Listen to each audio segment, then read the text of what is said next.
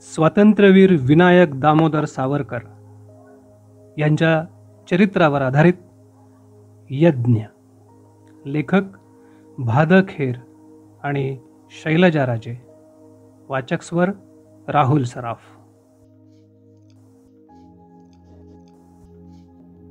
श्लोक संपल्यावर गोपाळ देसाई म्हणाला, अरे या युसुफला शेंडी लावा आणि त्याच्या गळ्यात जानवं घाला, त्याला स्नानसंध्या करायची दिसतीये.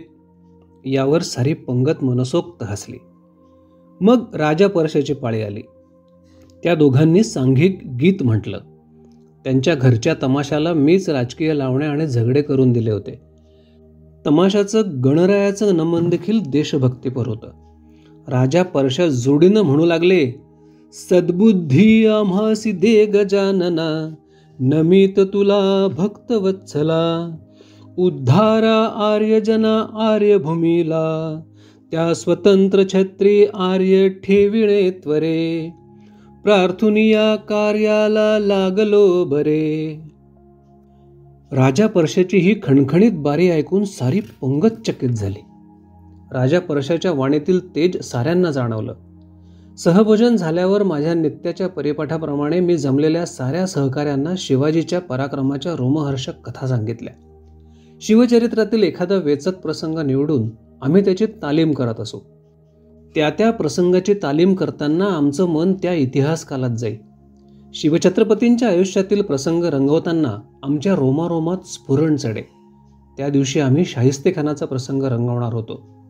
शिवाजी कुणी व्हावं यावर प्रथम थोडी चर्चा झाली, पण त्याचवेळी जेवण आटपून बाबा बाहेर आला होता.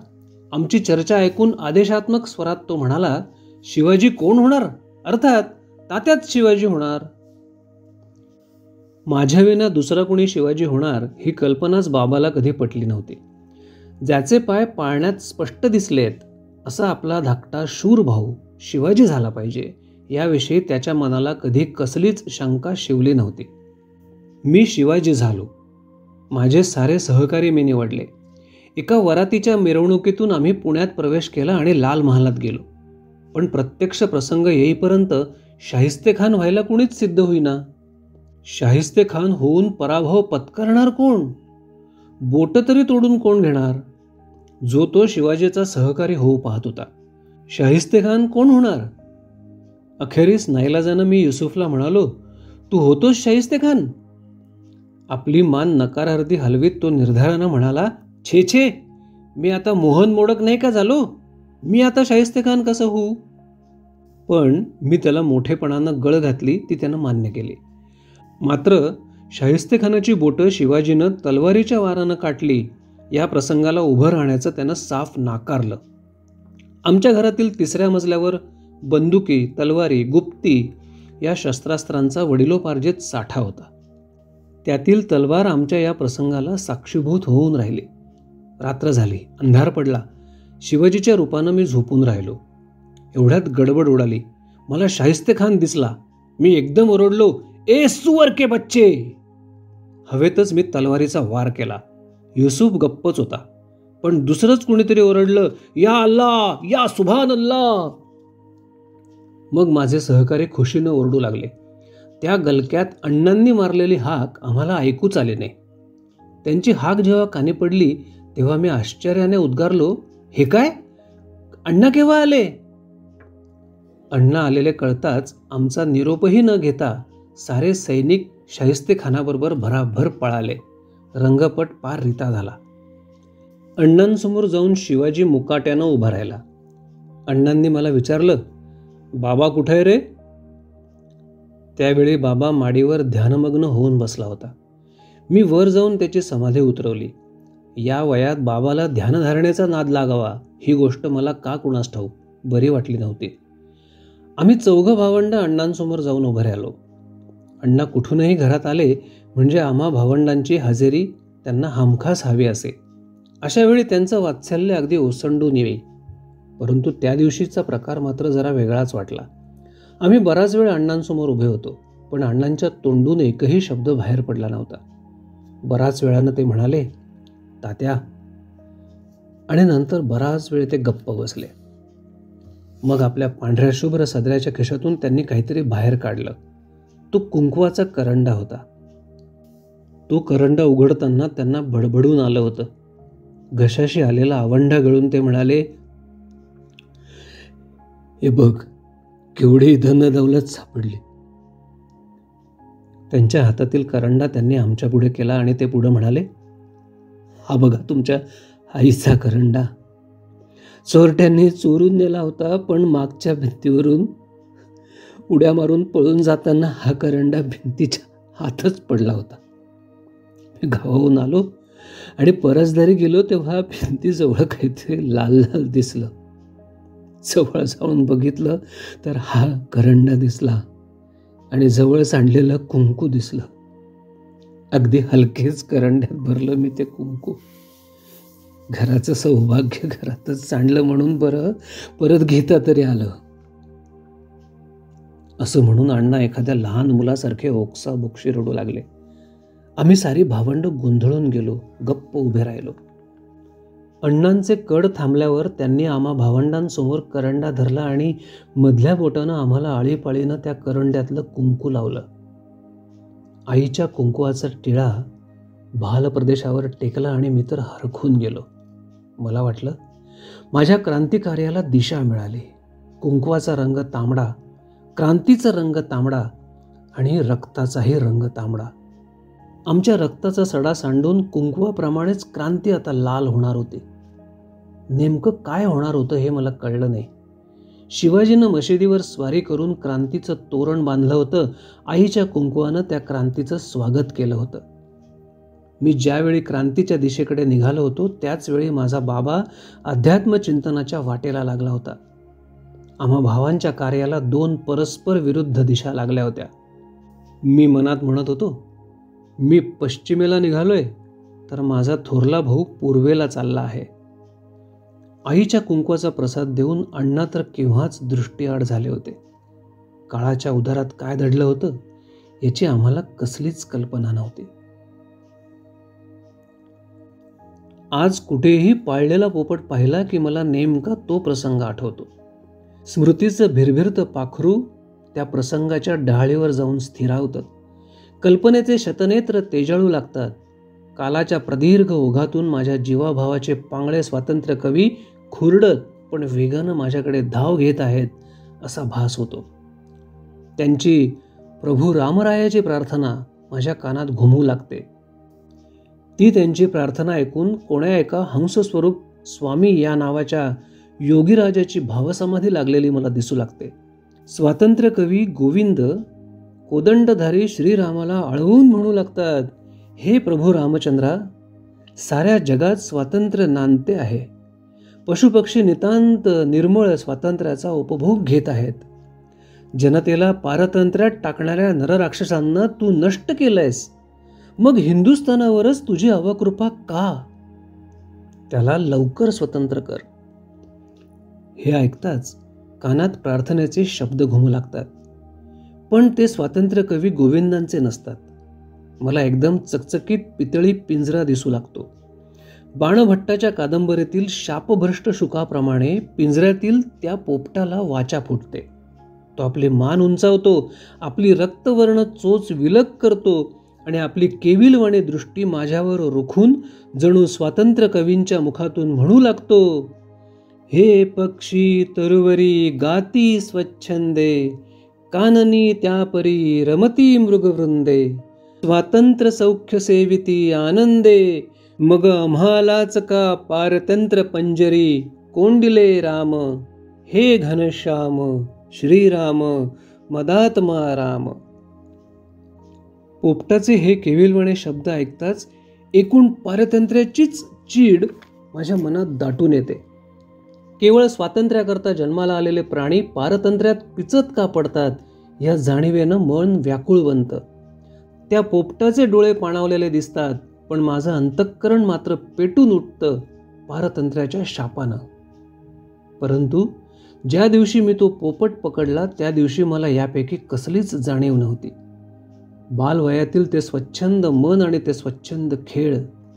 शिवाजी महाराजांप्रमाणेच आपल्याला पराक्रम गाजवायचा आहे, आपल्या पराक्रमी पूर्वजांचं नाव राखायचं आहे आणि वासुदेव बळवंतांप्रमाणे क्रांती करायची आहे. अशी जाणीव त्याही वयात माझ्या मनात निर्माण झाली होती. मला पराक्रम गाजवायचा होता, परंतु पारतंत्र्य म्हणजे काय हे मला पुरतं समजलं नव्हतं. स्वातंत्र्य, पराक्रम या गोष्टी दूरवरच्या क्षितिजावर अस्पष्ट दिसाव्यात त्याप्रमाणे मला दिसत होत्या. मनाची घडण त्या दिशेनं घडत होती ही गोष्ट खरी, पण नेमकी दिशा कळली नव्हती. आई गेली होती, त्यामुळे पुराणातील पराक्रमाच्या कथा आता कानी पडत नव्हत्या.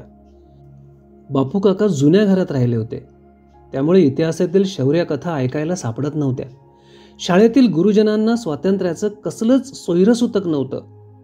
अण्णा नाठाळ कुळांच्या मागे धावत होते आणि तिकडून निराशा पदरी पडल्यावर ती सावकारांचे उमरे झिजवू लागले होते.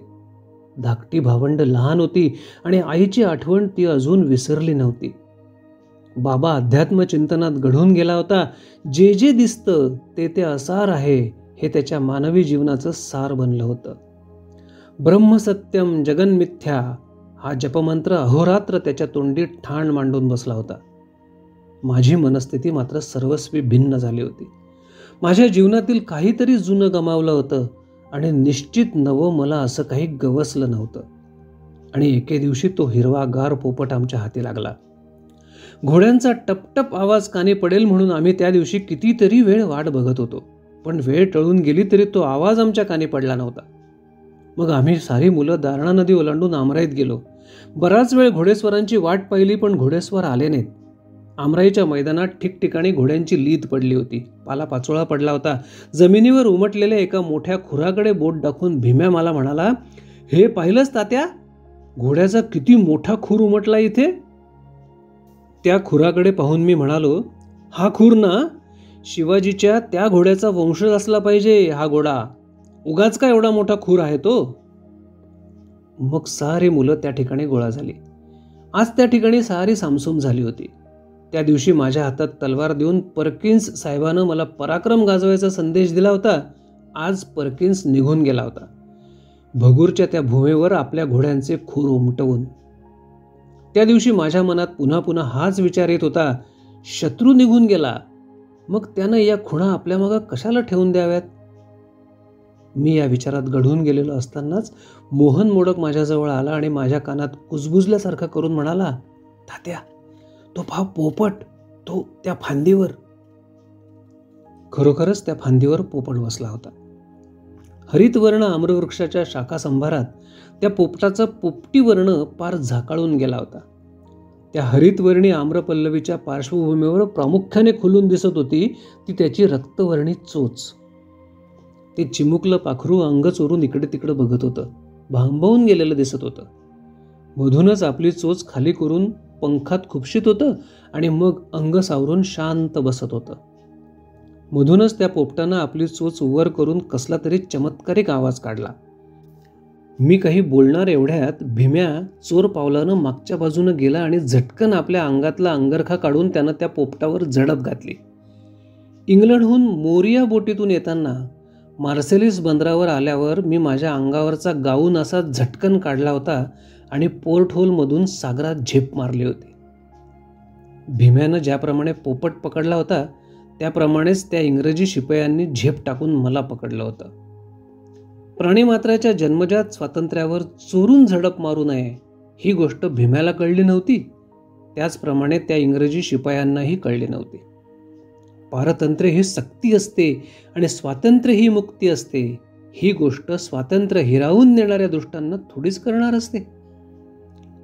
तो पोपट अर्थात माझ्याच घरचा बंदिवान झाला. श्रीमंतांची घरं ही अशा बंदिवानांना मुक्तद्वार असतात या गोष्टीची जाणीव मला त्या वयात थोडीच असणार आहे. त्या चिमुकल्या पाखरासाठी अण्णांनी कौतुकानं मला मोठा पितळी पिंजरा आणून दिला. घराच्या मोठ्या ओसरीवर एका बाजूला त्या पिंजऱ्याची प्रस्थापना झाली. जणू सेल्युलर कारागृहातील माझी स्वतंत्र अंधार कोठडी. मी माझ्याकडून त्या गोजीरवाण्या पाखराचे हवे तसे लाड पुरवले. त्याला खायला प्यायला काही कमी पडू दिलं नाही. त्याच्यासाठी कौतुकानं नित्य नवे उपचार केले. एके दिवशी आम्ही सारी मंडळी जमलो आणि त्या पिंजऱ्याभोवती टाळ्या पेटून त्या पाखराचं बारसं केलं. त्याचं नाव ठेवलं श्रीकृष्ण. त्याला नाना परीनं गोडधोड करून खाऊ घातलं, पण त्यानं एकाही पदार्थाला चोच लावली असेल तर शपथ. दिवसेंदिवस त्याचा एक एक पंख अपरा होऊ लागला. मग एक एक पंख झडू लागला. श्रीकृष्ण भुंडा दिसू लागला. पहिल्या प्रथम गोजीरवाणं दिसणारं ते चिमुकलं पाखरू जरा जर्जर झालं. काही खाईना की काही पिईना. त्या दिवशी घरी यायला मला जरा उशीरच झाला. संध्याकाळ टळून गेली होती. लांबच्या बागेतून मी श्रीकृष्णासाठी पेरू घेऊन आलो होतो. घरात आल्याबरोबर मी लांबूनच हाक मारली, श्रीकृष्णा. पिंजऱ्याजवळ गेलो. कसला तरी आवाज कानी पडला. दुरून येणारा मंद प्रकाश पिंजऱ्यावर पडला होता. मी पाहिलं तेव्हा श्रीकृष्ण आपली चोच पिंजऱ्यावर आपटत होता. मला पाहिल्यावर तर त्यानं पिंजऱ्याच्या दांड्यावर आपली चोच जोरजोरानं आपटण्यास प्रारंभ केला. मी त्याला खूप समजावलं. त्याच्यासमोर पेरू धरला, पाणी पुढे केलं, त्याच्या सर्वांगावर पाणी शिंपडलं. त्याने आपले पंख फडफडवले. जणू सर्वांगाला दिलेला तो संतापाचा अखेरचा ताण होता. पिंजऱ्याच्या दांड्यावर चोच मारण्याचं कार्य चालूच होतं. त्याची रक्तवर्ण नाजूक चोच पिचली. रक्त गळू लागलं. लाल रंगात लाल रंग मिसळला. चोच विकलांग झाली. मान लुळी पडली आणि पिंजऱ्याच्या आडव्या दांड्यावरून ते दीनवाणं पाखरू पिंजऱ्यात खाली पडलं. पिंजऱ्यातलं पाणी सांडलं आणि श्रीकृष्णाचं जीवनही सांडलं. यापूर्वी माझ्या आईचा मृत्यू झाला होता, पण मी तो प्रत्यक्ष डोळ्यांनी बघितला नव्हता. त्या दिवशी मात्र श्रीकृष्णाचा मृत्यू मी स्वतःच्या डोळ्यांनी पाहिला. त्यानंतर अनेक मृत्यू मला बघायचे होते. किंबहुना मीच माझा स्वतःचा मृत्यू बघणार होतो. याची देही याची डोळा स्वतःचा मृत्यू बघण्याची प्रतिज्ञाच मला करावी लागली होती. मायभूमीच्या स्वातंत्र्यार्थ आत्मार्पण म्हणजेच मुक्ती आणि मायभूमीच्या पारतंत्र्यातील जीवन म्हणजेच मृत्यू, असे मृत्यूचे गोडवे मी पुढे गायले. श्रीकृष्णाच्या देहपातानंतर मृत्यू आणि मुक्ती यांचं समीकरण माझ्या मनात घर करून राहिलं ते कायमचंच.